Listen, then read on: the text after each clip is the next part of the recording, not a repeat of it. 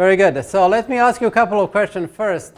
How many of you are interested in building reactive systems? All right. How many of you are interested in building streaming systems? All right, pretty much everybody. Well, if you allow me, let me just tell you a couple of words about what I'm doing. I'm a founder of a company called SciSpike. We do a lot of custom development for our clients. Many of our systems are scalable web applications, but increasingly Internet of Things applications where we are processing streams of data from sensors. And besides custom development, we also do consulting. So we work with CTOs of a number of companies and advise them on the technologies. And we also do some custom training, which are courses which are adjusted to subject areas of our clients, and we teach new technologies in that context. Just as a side effect, developing with Scala is Scala for mortals that moves a normal Java engineer into a productive Scala engineer in fairly short time. And then we typically continue with Scala reactive systems, concurrency, Akka Spray or Akka HTTP, and also big data with Spark and Scala. We are planning the new course on big data and Flink. And I want to tell you one interesting announcement, and that is about the platform that we have been developing since 2010. This is the agent-based system for Node.js, so it is similar to actors. There are some differences.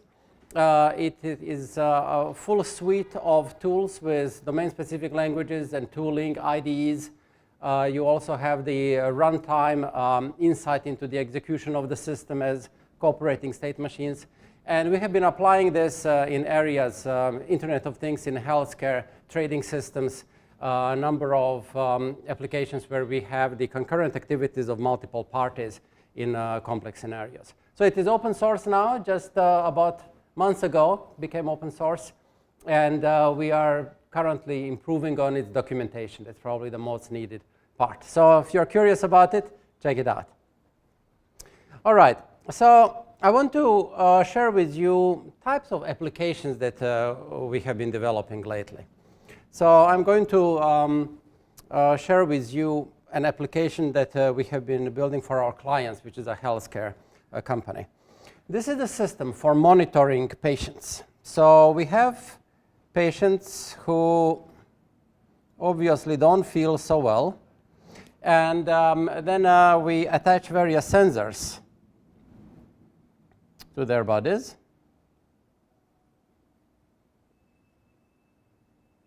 And we are collecting various parameters. So we are collecting first things like blood pressure, temperature, pulse, oxygen level in blood, and so on.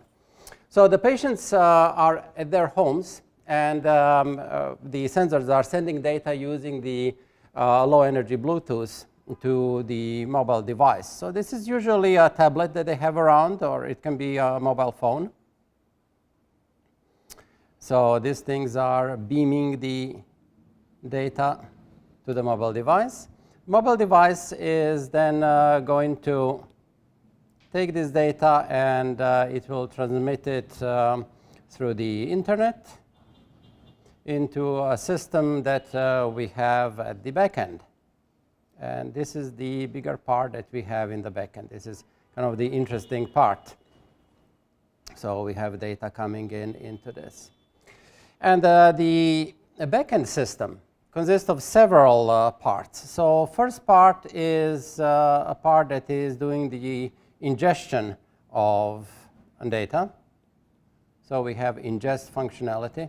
And typically with this ingestion functionality, we are going to store this data into some form. So typically we have a database that we are going to use to store this data. And these systems are typically Cassandra, which was our common choice for many applications. One of the interesting features of Cassandra, it is really good for time series data, for streaming data, and we can query that in near real time. But also we have options to store this data in Kafka, which can be convenient to replay the data. And also we can store the data in HDFS. OpenTSDB, Open Time Series Database, is the system that resides on top of HBase. So if you already have a Hadoop cluster lying around, it is convenient to set it up. And it will give you very nice visualizations. So this is the ingest part. Ingest part is then going to forward the processing to two different areas. So one area here is the real-time part. So this is the real-time monitoring. And this real-time monitor is going to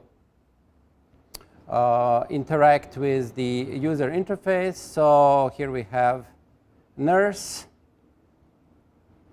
And the nurse will be monitoring, and nurse will be getting some alerts if the values are getting somewhat strange. So it is not a system that is really saving lives, because if you start to claim something like that, you need to go through very difficult certification. So we are just kind of providing help for monitoring. So the second part is interesting. The second part is dealing with batch processing of this data. So this is the batch processor. And that one is interesting because that enables us to take this data and analyze it over a longer period of time. So we can analyze the results of these values and how they behaved in the last 3 months. We can plot them. We can see what are the trends. And this is used for reporting that is done for clinical trials.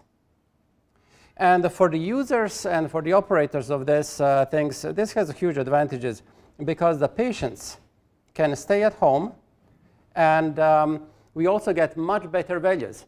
Traditionally, the patients would go and visit the doctor maybe 2 or 3 times a week, and then they would get one measurement point about their parameters. Now, what is happening with some of these conditions that these people suffer from is you may have increased blood pressure that comes in a spike. And it may last for a couple of hours, and then it goes down. And if you're not at the doctor at that time, you will never know about it. So we are able to collect this data. And the interesting thing that we have here is this real-time monitoring and batch. Both of them provide some calculations that are about identifying some values that are unusual. And traditionally, you would have to implement these two functionalities even in different languages, possibly different technologies, and you see significant duplication of effort. So what we would like to have is very similar, if not identical, code that we would be able to use for real-time and for batch analytics. So that gives you an idea of why we prefer to have a technical solution that will give us support for both batch and real-time in a very similar way. Some other applications that we are working on are applications in automotive industry, where you have a car that is instrumented with various sensors and also knows about the driver. And the car is connected to its environment. So depending where are you with the car, you are in certain context, and you can engage in different interactions with various third parties, including merchants, additional services, and similar. But the overall architecture is similar to the family of systems for Internet of Things. So naturally, the technologies that we would like to use for this are something that supports batch processing and streaming. And it is also something that is nicely fitting into the big data space. So some years ago, you would think of something like Lambda architecture, which will enable you to have HDFS and Hadoop processing for batch. And then you would use something else, for example, Apache Storm for processing the real-time data stream. What's the problem with that? Very different way of programming for these two, lots of duplication. You have two very different technologies. Then we have seen the emergence of Apache Spark. And the Spark model is somewhat unifying the streaming and the batch processing.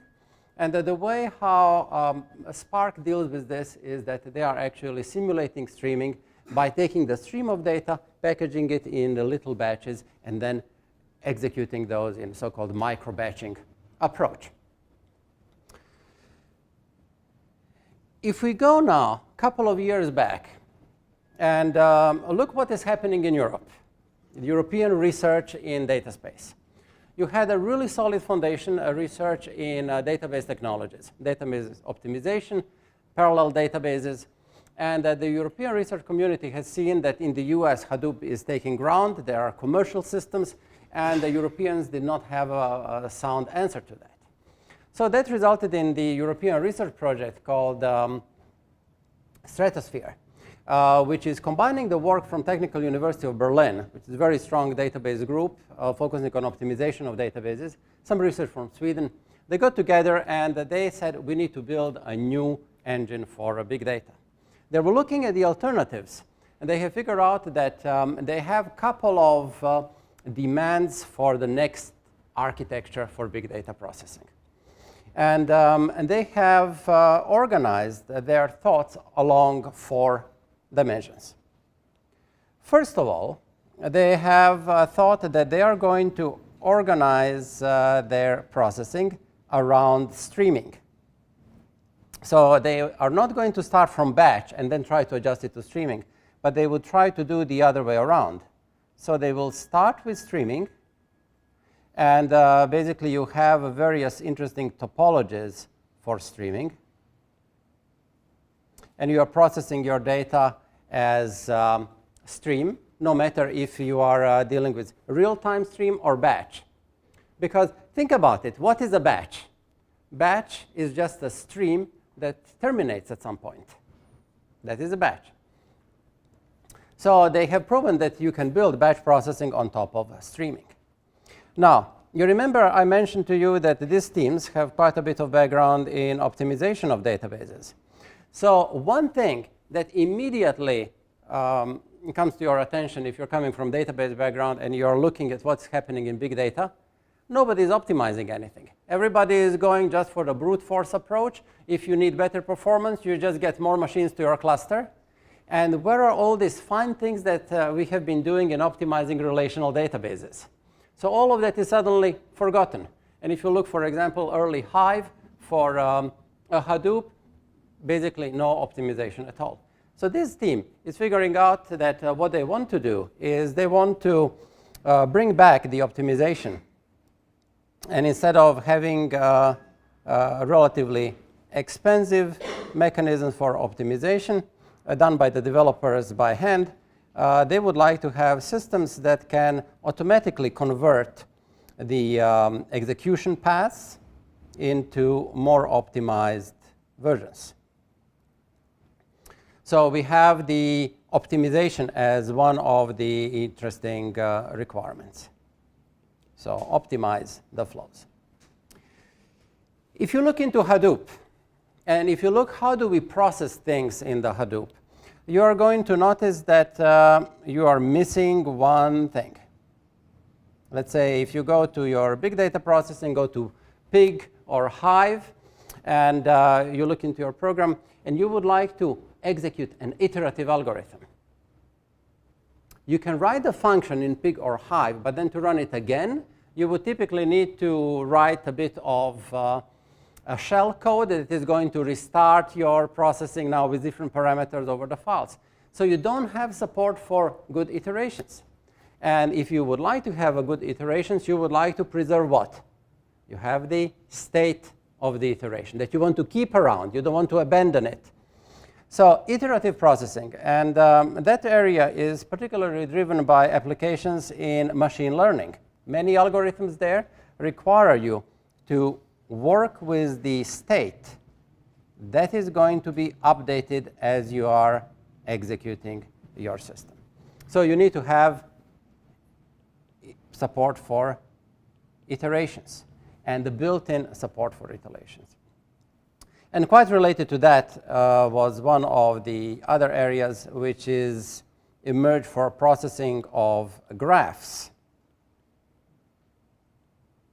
When you have a graph processing, you are going through the graph and you are processing the elements. And as you are doing that, there is a notion of a state that you would like to preserve.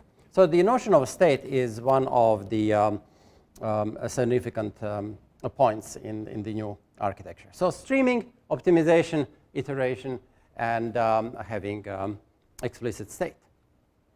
By the way, you don't need to take pictures of this. I'm going to save all of these drawings, make a little PDF booklet, and then we can share that at the end of the class.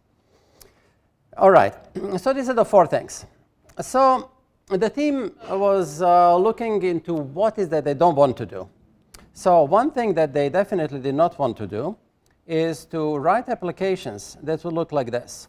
You read the data, then you are going to do some processing, then you save this data to the disk, you do then the next thing in processing, and so on. So the problem here that in this type of processing is that you're losing your state, and you need to reread the data from the disk. This is your typical Hadoop processing.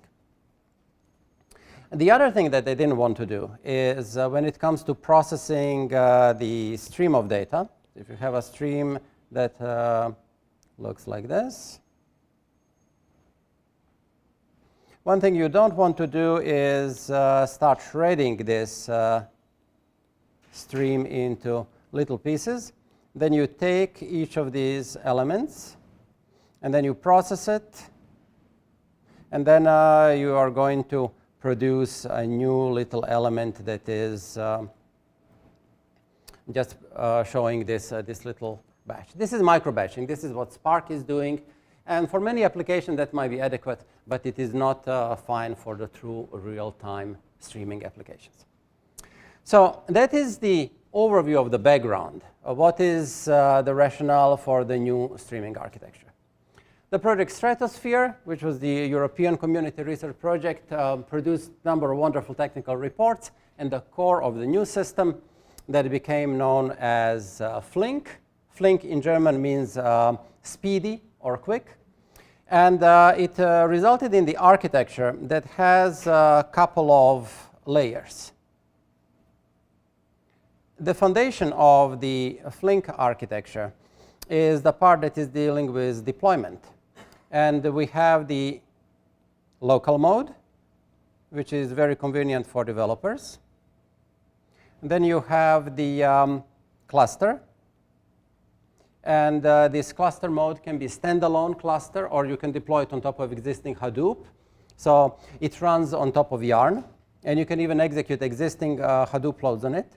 And finally, you have the cloud deployment. So you can deploy it on Amazon or Google.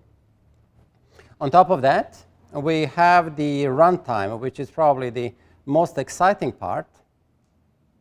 And the runtime here is a distributed graph processing engine. So it is processing streams that can build various graphs, and that runs on multiple machines. There are a couple of interesting technical innovations. So this is the runtime that is supporting streaming.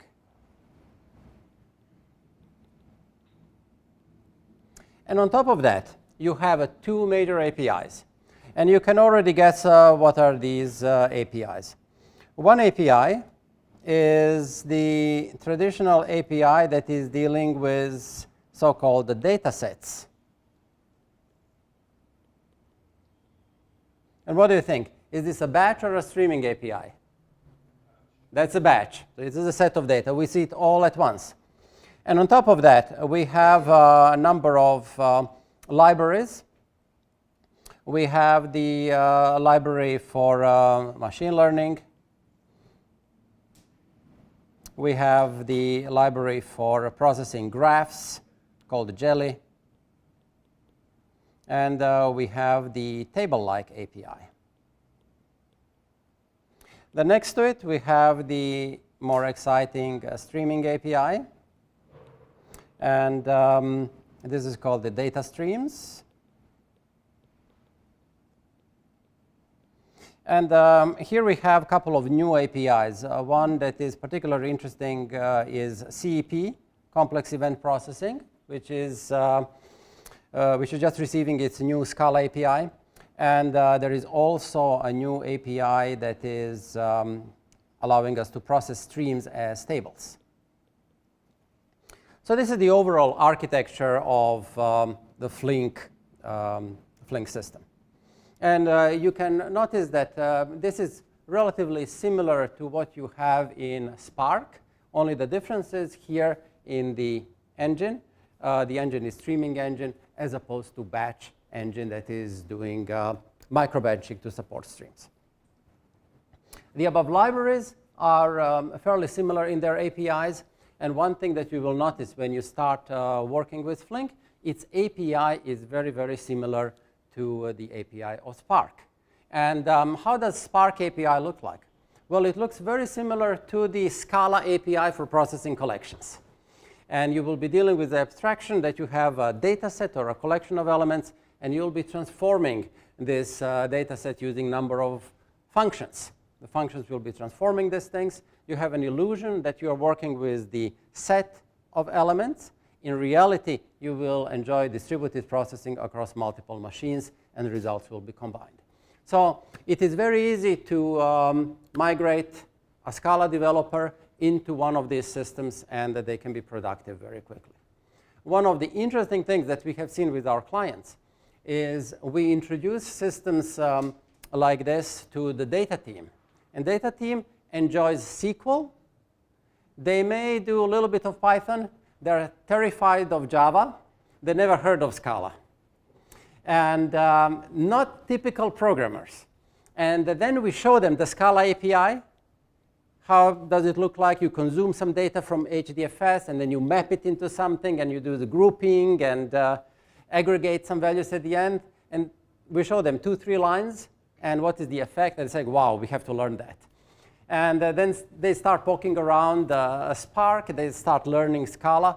And to my surprise, the most uptake in Scala was actually among the data teams. So Scala emerges as the killer language for writing modern big data applications. Quite interesting. So the APIs are going to be quite similar. So let me show you example of a small Flink program that is doing stream processing. So I will show you first the structure of the project. And I'm going to zoom in a little bit so you can see what is going on. So here we have a little Scala project. How many of you have been using Maven at some point in your life? So about 75%, and you loved it, right? But that's beside the point. What is interesting is that here we see a project which is an SBT project. SBT is Scala's build tool. It uses the same organization of files like Maven. So the interesting point for us is that there is a source folder, has a main, Scala, some package, and there is a place for our source code. In this source code, let me show you where is that.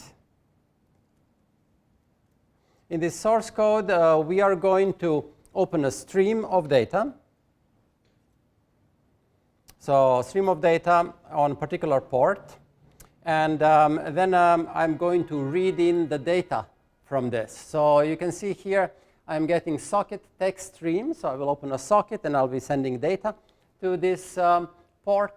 And then you will have the typical hello world of big data systems, which is a word count. And we are going to do here a read in the text, lines of text. We do flat map, because in the text we have a collection of lines. If we split this into words, we will have a collection of words. We want only a collection of words, hence the flat map. Take the word to lowercase, split it using the word characters, and filter those, get rid of the empty stuff. Then we map the word to the tuple that has the word and the number 1. Key by 0, so we are doing key by the first field. And then we are going to do the sum by the second field, which are the 1, 1, 1, 1, the occurrences that we have here. And then we are going to print the counts. So we will print the word and how many times did we see it. And at this point here, nothing is happening. So you just set up the pipeline you can imagine for streaming, the Flink optimizer may do some rearranging of the flow. And then when you say execute, only at this point, the system starts to run. And this is something that you will find in many of the modern big data systems. So you pre-configure everything, and then you get it to run. So let's move here to the terminal. So I have here SBT already ready. So that should now build my project. OK, so we are ready to run. And I also have over here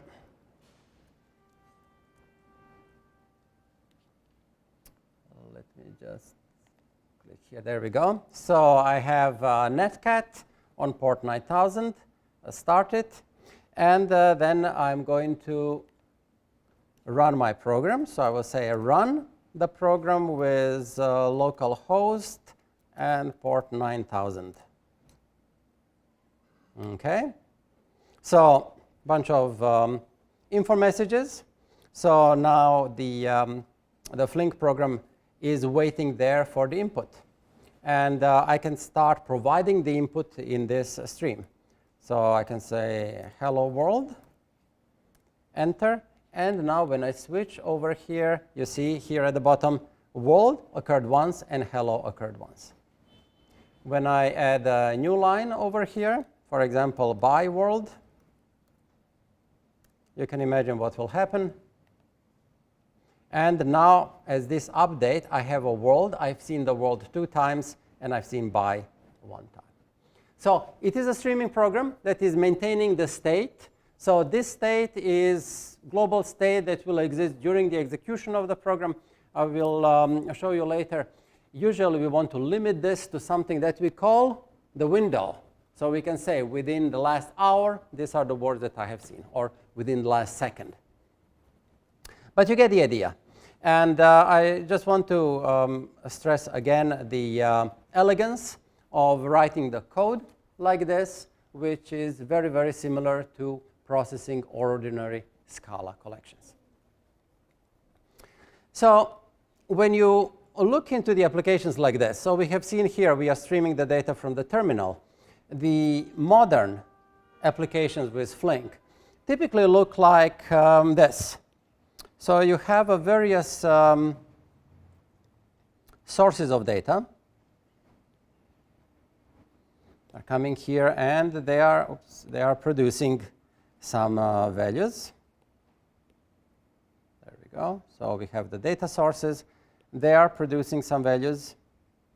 And the question is, what do you do with these values? So one of the things that you could do is you could just send them into your Flink system. And basically what you do with Flink is you do analysis. And then Flink is going to produce some results. And that will then go into some data stores. And Flink has a number of adapters for a variety of NoSQL and also relational databases. So you have a number of options where do you put these results. Now, this is how Flink application started. But over time, there was one innovation that became almost standard in most companies. So imagine if you have a source of data, and you have over here the system for analysis. What happens if I have to shut down my analysis system for a moment? I may lose this data. So we need to put something in between that will buffer this data and potentially allow us to replay the data so we can analyze what happened. What system comes to your mind?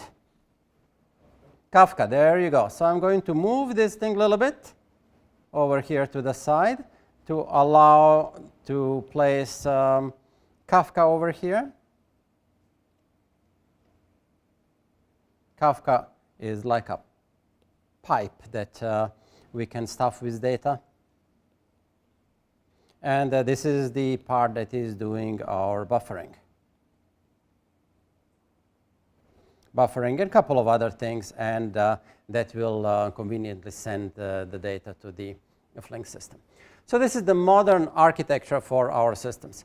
Now, one of the things that you may also do in this setup, the data that are coming out of the Flink, you can pass back into Kafka, and possibly some other system can consume it from there.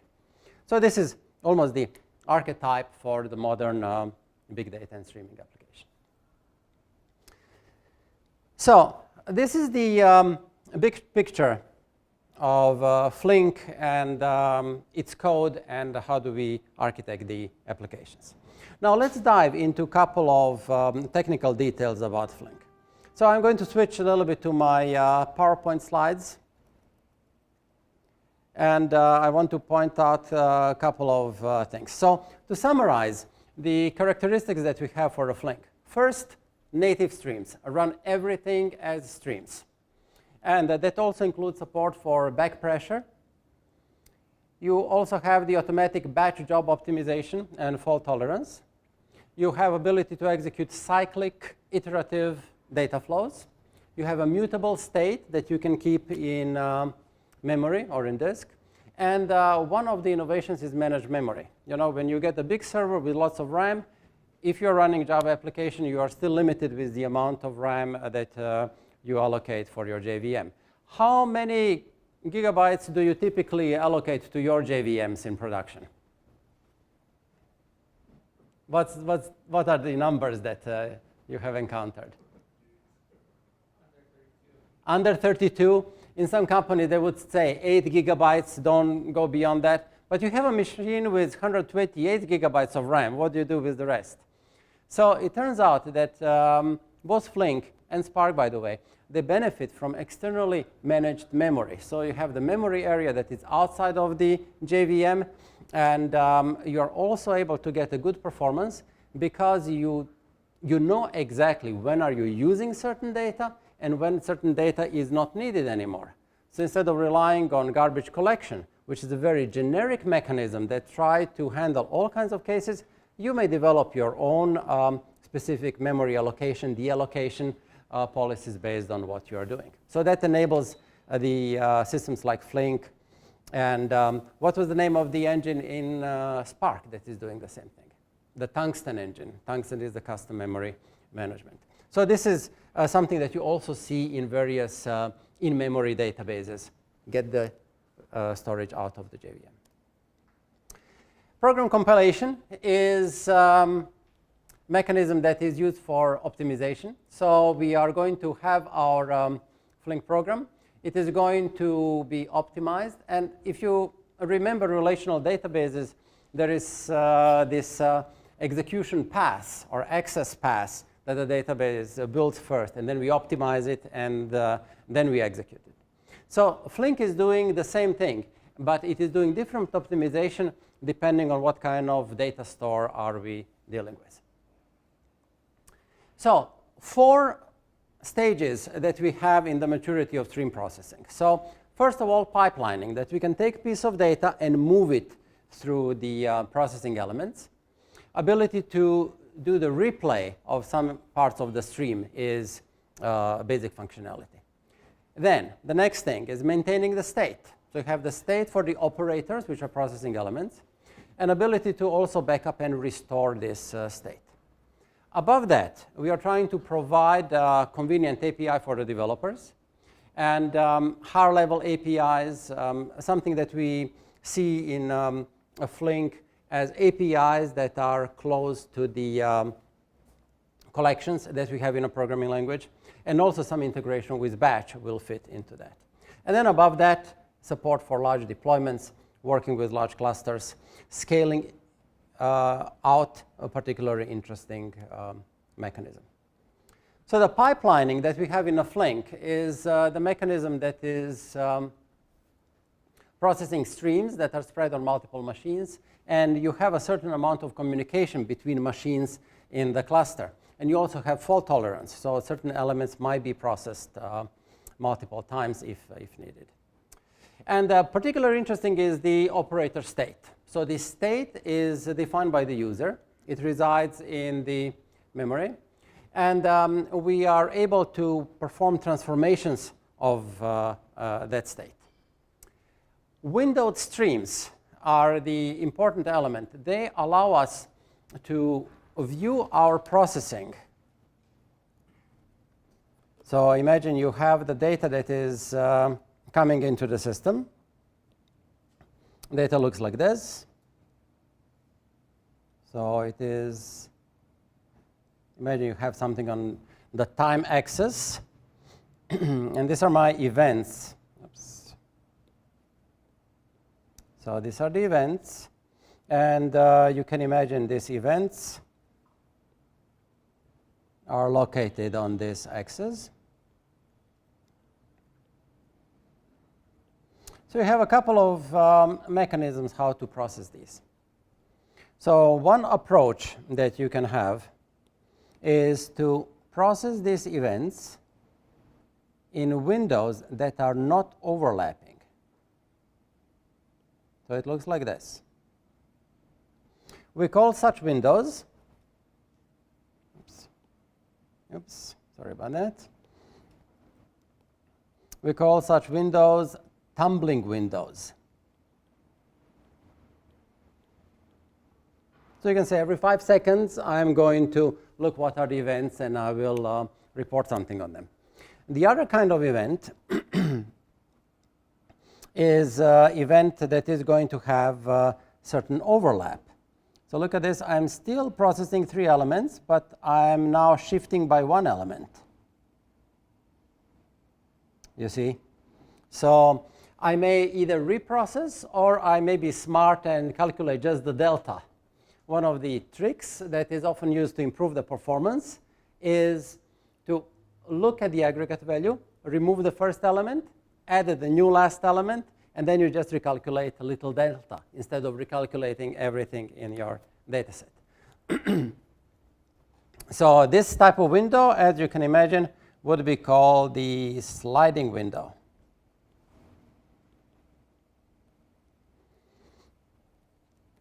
And one type of a window which is new in Flink is, by the way, tumbling and sliding windows, they exist in Spark as well. But something new that Spark cannot do is having time-based windows. And if you think about these windows, these are the windows that actually matter for our application. They are identified by time that is relevant for our application. So that means, imagine this, you have, let's say, an e-commerce system, and this window here is based on the user session. And this is really tricky, you know. You cannot really replicate that with the tumbling or the sliding window. You are interested in all the events that your customer had with you since they came to the site. Then they were browsing and searching. Eventually, they do checkout, and then their session concludes. You are not interested in saying what is happening between 1 a.m. and 11:15 a.m. You are interested in what's happening when this user came to your site, and then until he or she left. So this is the new thing that we really like in the Flink, that we have the power of API to express these things. So time-based window, based on the real-world time.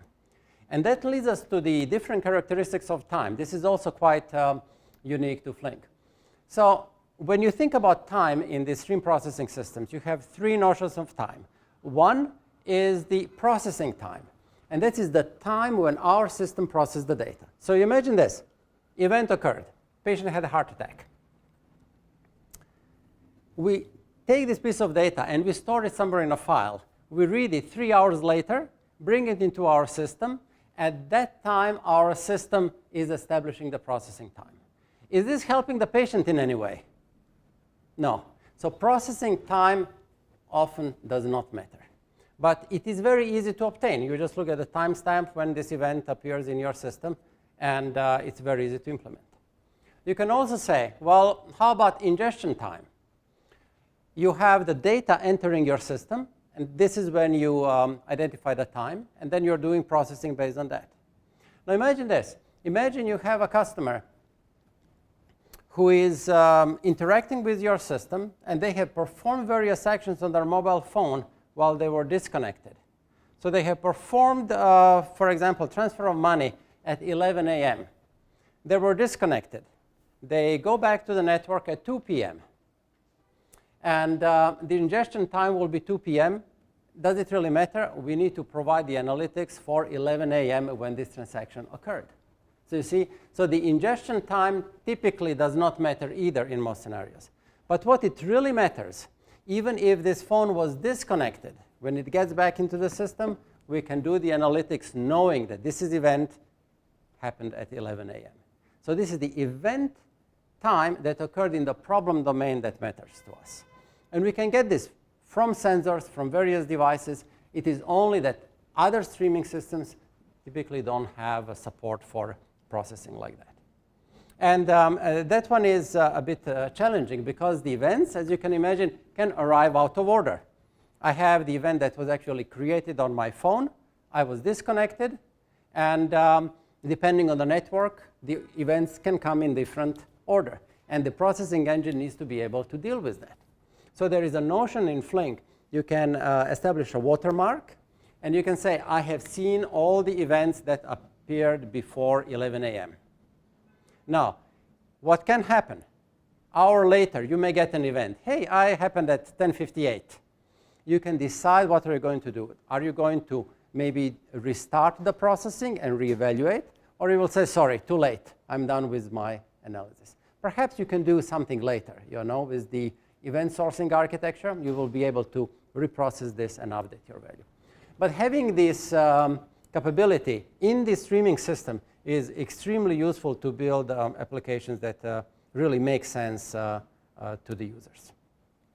A couple of finer points about iterations. You have iterations where we process the whole input of data that we see in a particular window. And we have an interesting improved feature in Flink, which is the delta iteration. So you're going to process only those data that have been changed. And the total amount of computation that you need to perform is significantly less. Fault tolerance. Systems like Storm have the semantics which is at least once. The problem there is that you may see an event a couple of times. Can we deal with that? Well, we can. If we develop our operations to be idempotent, so if we see the event multiple times, we will be able to handle it saying, OK, I have already done this computation. I don't need to do it. But the problem is that the burden is put on developers, that they need to develop application to handle that. What we would like to have is a functionality that is exactly once. So we know that we don't get the event multiple times, but only once. That requires a more sophisticated system.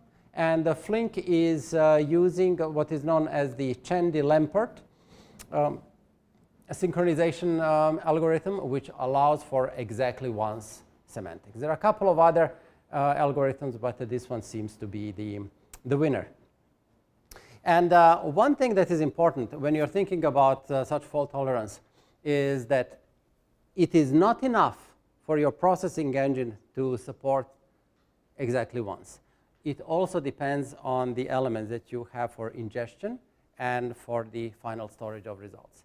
But if your sources and sinks support exactly once, for example, you have a Kafka and Flink, and you are putting stuff in HDFS, then you can have the exactly once semantics. So you need to also wash your sources and sinks. Checkpoints. Imagine you have your application that is running, and you are preparing to stop it. You would like to restart it at some later point. So you have the notion of a checkpoint. So you will store the data that is being processed in the application and the state of the system, save it into some location, and then when you restart, you can start by reading in this data, and then you can restart from the last point. SavePoint is very similar to that, only it is not used only for fault tolerance, but it is something that the user can perform. So there is the command line function SavePoint. So imagine you're running your system, execute SavePoint, you have saved the state into a file. That means that when you have either the same system or upgraded system, you can start it, you can identify what is the path to the file that represents the state, and you can continue the processing from that point. This is a very practical thing for operations because you can easily upgrade and migrate from one system to the other. So to summarize here, the benefits of our processing is that processing does not block, so we can have checkpoints for any interval. Business logic and recovery are completely separate, so the parameters are defined in configuration. And one thing that is really a winner for us is the ability to have session windows that match the things that are happening in the application domain, and ability to reason in event time and not in processing or ingestion time. And as we mentioned here, streaming latency. So you are operating with latency of milliseconds, which is important for some of our clients which are in financial space. When you have systems like this, you can monitor transactions that are happening. And you can do the fraud analysis. And you can say, well, this transaction that is happening right now, there is a great chance that it is a fraudulent transaction. So you can intercept and interrupt such transaction before it commits. If you have a system that is slow, and a system that is, for example, doing micro-batching like Spark, you may be too late. You may be able to say, oops, fraudulent transaction just happened 2 seconds ago. And this is why you have the need for real-time, very low latency in order to deal with fraud analytics in real time. So if you are in payment systems, this is a very interesting feature. Now, I mentioned to you when I was talking about our architecture for batch and streaming, we would like to have the same or very similar code. And this is something that we have in Flink. So imagine here a code that is very similar to the code that I was running to you. Word frequencies. We have a class that is having two fields, two properties. One is the word, and the second is the frequency. Flink dataset API for batch looks like this. So we will say we have lines, which is the dataset of strings. And we read text file. And then we will do flat map based on the lines that is split using spaces. And then we map each word to the instance of a word, passing the string and number 1. We group by word, and then we sum the results, creating the frequency. And then we will print that. So this is batch. The same processing now happening on a stream of data that we are passing into the system. The input is different. Instead of lines, which is data set, I have a data stream. I read the data, for example, from the socket. Then my processing code, look at this. This flat map with the line is identical, exactly the same code. And now here is one change. I want to define within which time period I want to do this analysis. And I do that with the window. So I have a window that is 5 seconds long, and I'm going to do the computation every second. So what kind of window is that? It's a sliding window. So I'm sliding every second, and I'm calculating 5 seconds of text that I have seen. And the rest is the same. So you see, so I just defined the window. If I don't define window, what happens? I will have the state for the whole run over of the program. So you see, nearly identical code. You just define the window, and you have the same programming model. And you know, if you're a little bit careful about writing this thing, you could actually write this as a set of reusable functions that you can then compose for both batch and stream processing. So one point that I want you to remember for a Flink batch on streaming, batch program is just the case of a finite stream. You have the view, which is the global, instead of going through the windows. And it is fairly easy to simulate batch using streaming. But I want to talk to you about a very latest addition to Flink. And this is the brand new API for complex event processing. And I'm a bit excited about this topic because my PhD was implementing complex event processing engines in C++ a while ago. So now we have this functionality in Flink. And Flink defines a number of operators. So when you are doing complex event processing, you have events that are happening, and you want to express the relationship of these events in regard to each other. So you can imagine a state machine where you have some start state. You say, this is begin. This is where I begin to do the match. Then what is the event that comes next? And then you can say, this event is followed by some other event, where you may have some condition for filtering. And then you can say these events happened within 3 seconds from each other. And I can also indicate what is the kind of the event. And here is one example that is expressed in Java API that we have in Flink. And this is the warning pattern. So imagine you are monitoring a patient. And we have 2 high heart rate events with a high blood pressure within 10 seconds. So you see, so there is this certain pattern that exists here. And you can see here we have a pattern. So this is the alarm pattern.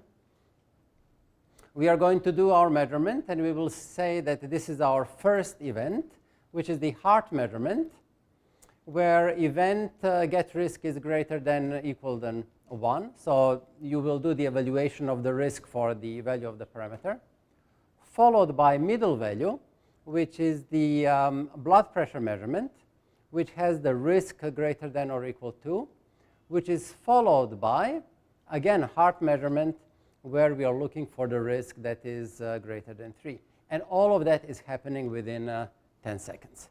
So this is really nice because it translates to rules that our subject matter experts have when they're identifying certain conditions.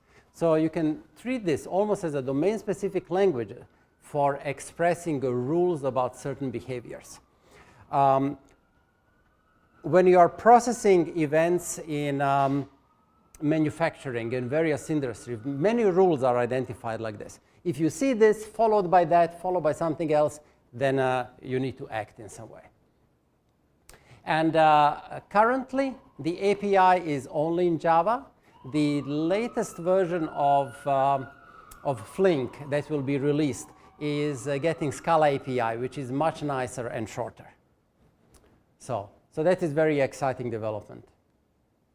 And a little bit of comparison. You know, when you have a number of systems in the same space, everybody loves benchmarks and comparisons. So here are 3 popular systems. This is Storm, Spark, and Flink. And the important thing for us is, does the system support true streaming or mini or micro batches? So Flink is a true streaming system together with Storm, and the Spark is the mini batch. And don't take me in the wrong way. This mini batch model is still perfectly fine for many application areas, but not for all. Both Spark and Flink enjoy very high-level API based on Scala collections, so you will feel very comfortable. The fault tolerance in Spark is achieved with a resilient distributed data set, and Flink is using the checkpointing mechanism. So this is the algorithm used for streaming, but it provides fault tolerance. A state is internal, so there is a notion of the state that we can update. Exactly once is what we support for the semantics in Flink. Windowing is quite flexible. It's the most nearly the most flexible windowing that we have seen. Low latency, and we are going to see some benchmarks. Looking into the next things that are happening out there, one of the very exciting developments is Apache Beam. So what is Apache Beam? Who has heard about Apache Beam? A couple of you, about 25%. So Apache Beam is Apache project that is taking the Google Dataflow API, and it is expressing it in an open source fashion. Apache Beam is probably the most mature API for dealing with streaming, and it distinguishes 4 different dimensions of these engines. What are the results that we are calculating? where in the event time we are calculating those, when in processing time, and how do we relate the refinements of these calculations. So Apache Beam currently is only the API. And Apache Beam does not have its own native implementation. Instead, a Beam has runners. And the runners are existing streaming engines that can be plugged in. And this is very cool because you can imagine one day you'll be able to do your development in Apache Beam and then change your processing engine from Spark to Flink or something else.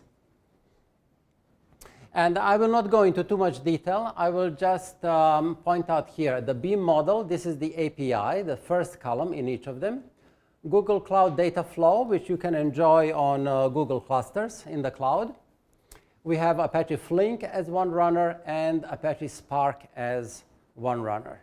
And I would say it is kind of natural that Flink, being a native stream engine, has more checkpoints than Spark. You will see here in certain areas.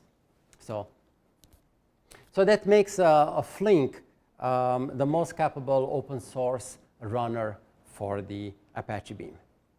Currently, Apache Beam is only providing Java API, but Spotify has created the Scala API that is being donated to the Apache Beam project. So that is quite interesting. And the API looks very nice and elegant. So a couple of performance measurements. So here we have the performance storm with Kafka, Flink with Kafka. So you can see quite a bit a difference. And then the Flink team realized it is actually Kafka that is slowing them down. So they said, let's see how many of these events can we process without Kafka. And it was 15 million events per second. So it's a really great performance. Plus, one important thing is that Flink jobs are correct under failures. So even when we have failure, we have exactly once processing semantics. And Storm may see multiple events. And I put here the reference. You can read more about this benchmark. It's interesting to read how it is set up and executed. Also, we have here the latency. So you can see here the values at the bottom. This is Flink and Storm, very low latency. Spark latency increases. But Spark is really engaging in the trade-off between the latency and throughput. In some benchmark, you will see the Spark will have higher throughput than Flink, but the Flink latency is much lower. A couple of new features that are coming in Flink. SQL for streaming. So this is what many data professionals desire, to have SQL for everything. There is Apache Calcite, which is the Apache engine for SQL. It is used in various areas. So the Flink is reusing their results. Dynamic scaling, so you can adapt the resources to the volume. Ability to query the state. So you don't need to store the data on external database. You can query the Flink system directly for the data that you have inside. Support for Mesos, the cluster management, and better support for security. Community for Flink, it is growing. Look at this, 2 times, 2.8, 3.4 times the number of forks between February 15th and December 15th.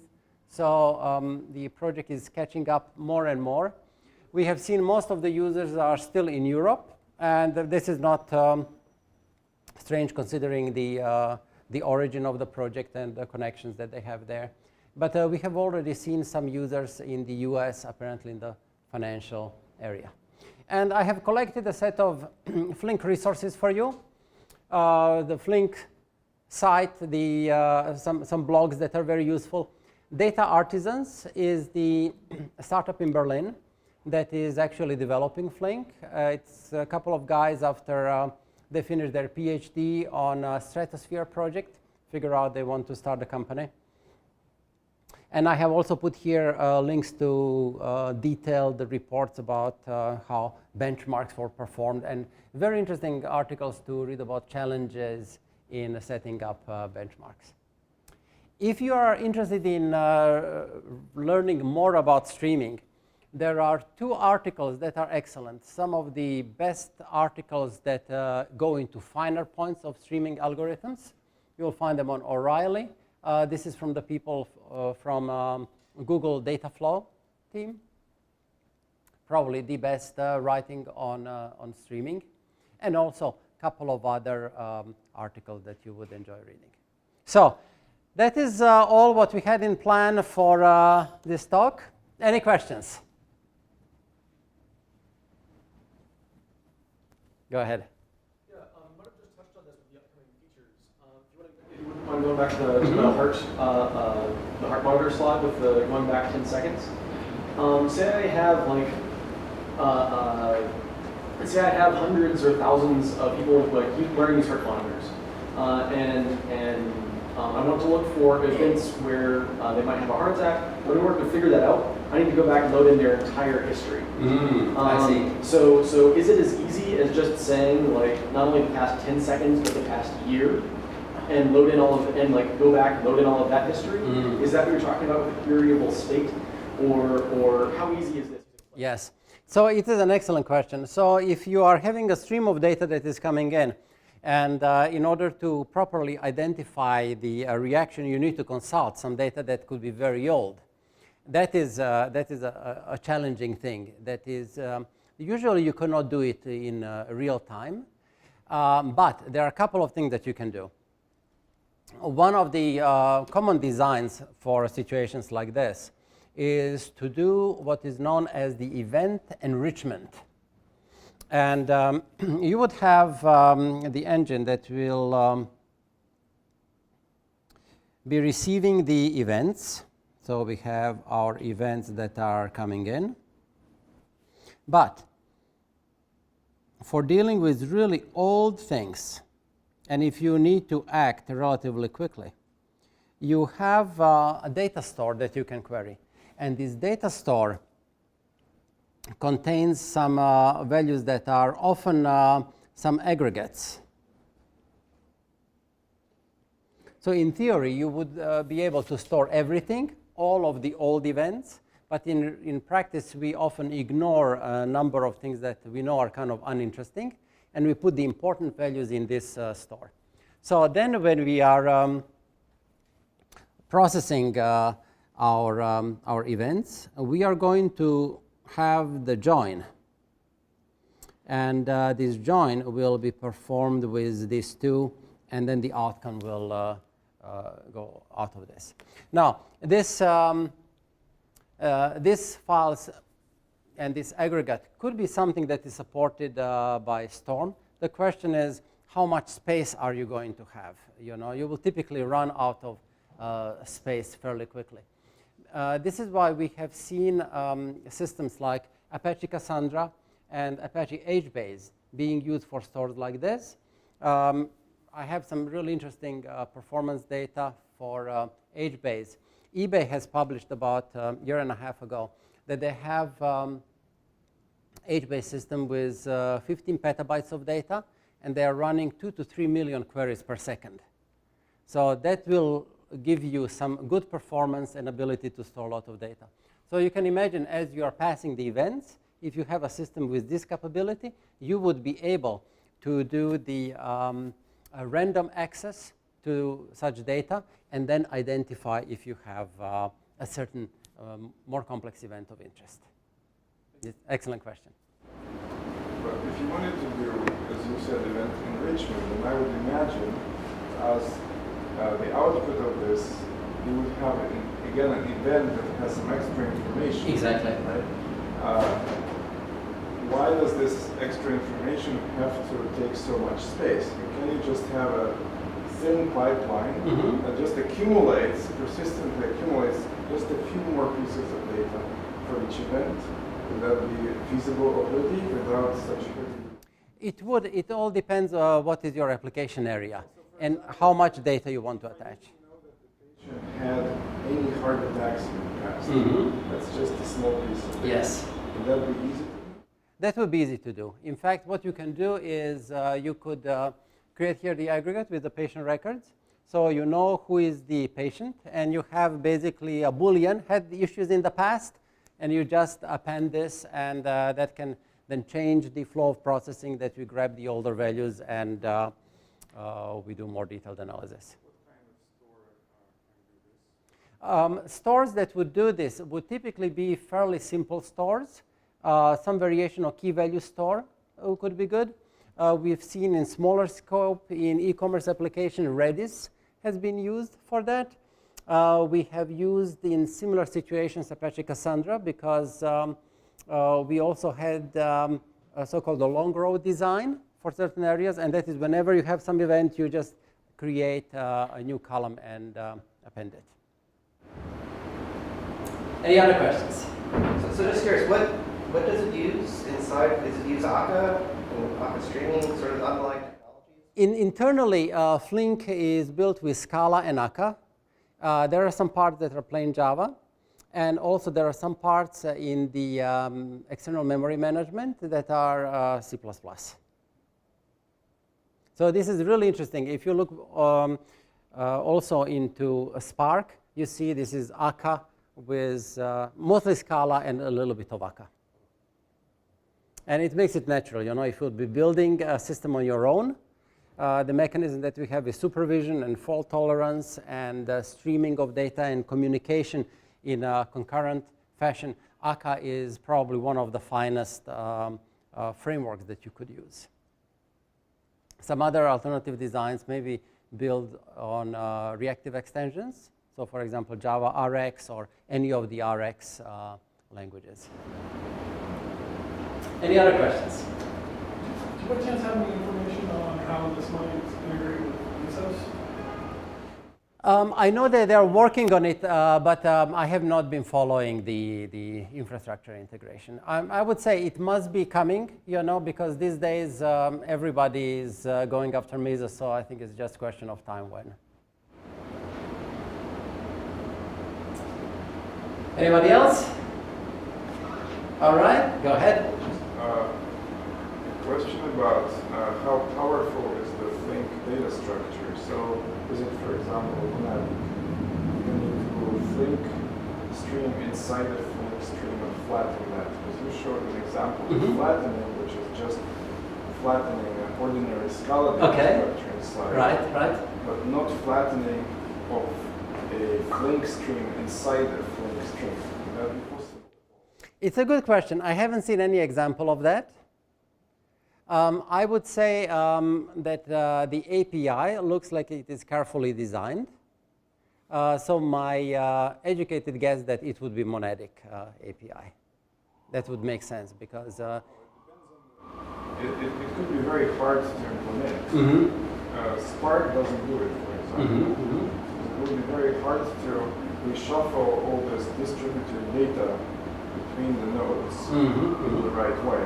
But for example, implementing Windows in some general way requires such a thing. tricky, yeah. But you provide window separately as a separate functionality.